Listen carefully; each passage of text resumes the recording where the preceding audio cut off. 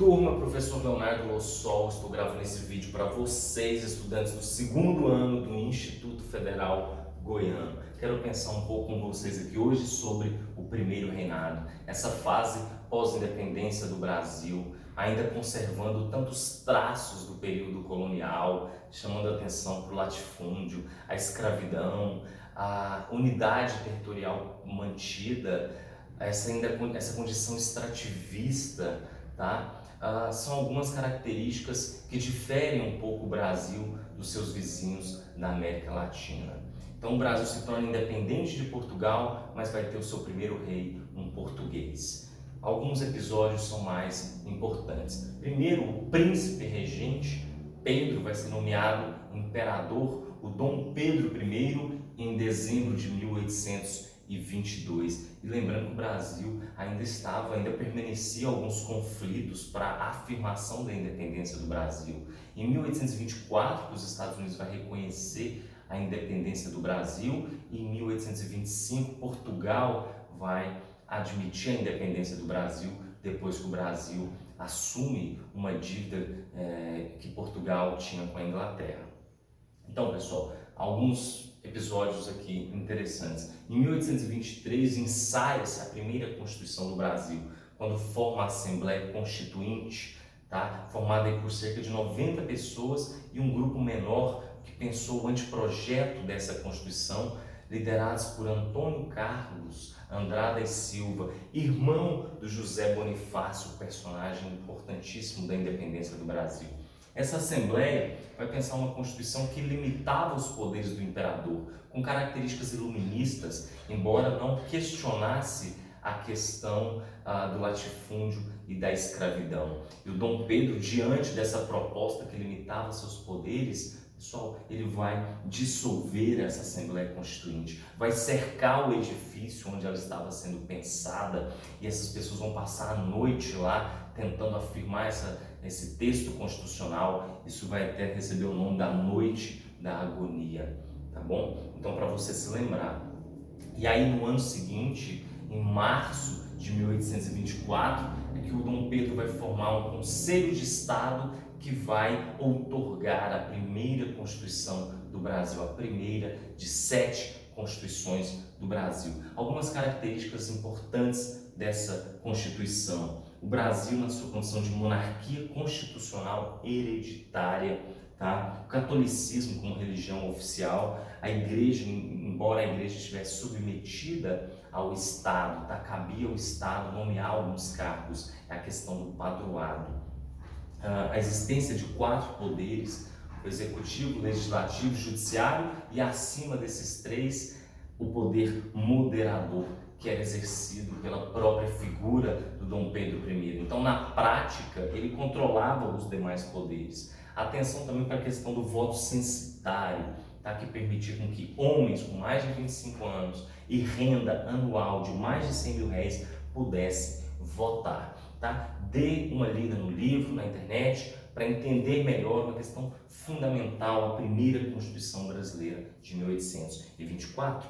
E aí, pessoal, quando Dom Pedro dissolveu essa Assembleia, começa aqui uma fase de desgastes da figura do imperador com a elite brasileira, principalmente. E aí, em 1824, reagindo a uma nomeação de um governador da província, vai estourar a Confederação do Equador, principalmente ali em Pernambuco, Ceará, liderados por Joaquim, o Frei Caneca, tá? E essa confederação também vai ser dissolvida pelo imperador.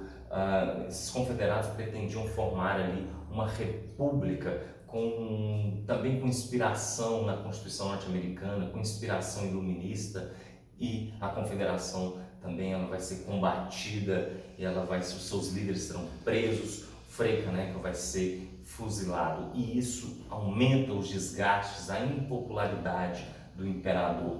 Depois também um outro episódio, entre 1825 e 1828, a Guerra da Cisplatina. A Cisplatina, que hoje é o atual Uruguai, que havia sido anexado pelo pai de Dom Pedro, o Dom João VI, ela nesse momento se rebela, tropas argentinas vão entrar na Cisplatina e vai ocorrer a Guerra da Cisplatina. Pessoal, o saldo final é desgaste para o exército brasileiro, que sai derrotado, altos custos para a manutenção desse conflito, e o Brasil perde o território da Cisplatina, que vai se tornar o Uruguai. Então é mais um ponto de desgaste para a figura do imperador, tá? Que vai se tornando impopular. Nesse momento, dois partidos no Brasil: o Partido Português, tá? Formado aí principalmente por comerciantes portugueses, e o Partido Brasileiro, formado por profissionais de classe média e por membros da elite rural brasileira. Então fica muito acentuado aqui um conflito, um desgaste entre portugueses e brasileiros, tá? Isso vai dando o tom ali ao longo do primeiro reinado. Então, há ainda um outro episódio, né, de perseguição na imprensa, a imprensa que começava a questionar demais o Dom Pedro.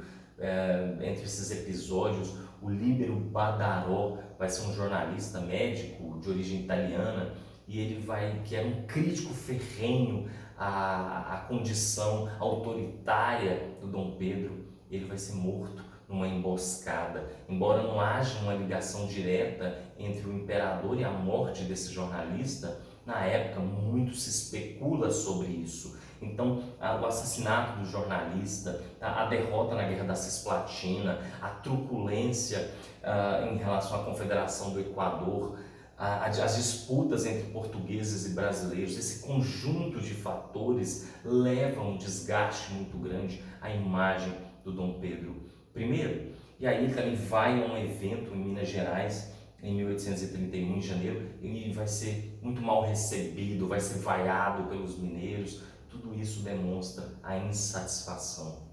E quando ele retorna para o Rio de Janeiro, os portugueses preparam uma festividade para receber o Dom Pedro I, com luzes e fogos, e esse evento vai ser invadido por brasileiros e vai acontecer ali muita violência, muitos conflitos, lançando garrafas um contra os outros, e por isso essa noite de 13 de março de 1831 fica conhecido como a Noite das Garrafadas, que é um episódio também para você se lembrar, que simboliza esse desgaste da figura do imperador e os conflitos entre portugueses e brasileiros.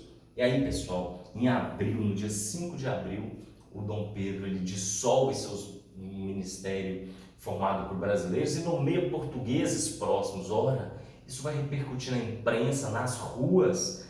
Há uma mobilização popular com centenas, até milhares de pessoas, principalmente no Rio de Janeiro, questionando, né, manifestando contra o governo do Dom Pedro.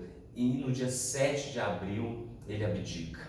Ele abdica o trono porque seu pai havia morrido em Portugal e ele era o primeiro na ordem de sucessão do trono. Então ele vai disputar com seu irmão, o Dom Miguel, o trono de Portugal. E aí, pessoal, para sintetizar, Dom Pedro I ele volta para Portugal, onde ele vai conseguir assumir o trono e deixa aqui, né, seu filho, o Pedro, futuro Pedro II. O Pedro, mas que nessa época tinha 6 anos de idade, né? E ele deixa o Dom Pedro I como tutor do seu filho, o José Bonifácio, que era o patrono da independência, foi um apoiador, mas depois dessa dissolução da Assembleia Constituinte, o José Bonifácio havia se exilado, mas nesse momento ele volta como tutor do Pedro II. Tá? Então, nesses 9 anos, atenção para esses episódios. Quando o Dom Pedro abdica do trono e volta para Portugal, o Brasil, que nesse momento experimenta um certo, vamos dizer assim, um certo alívio. Isso vai durar muito pouco, porque vem a fase da regência, uma fase também muito conflituosa na história do Brasil. Até breve.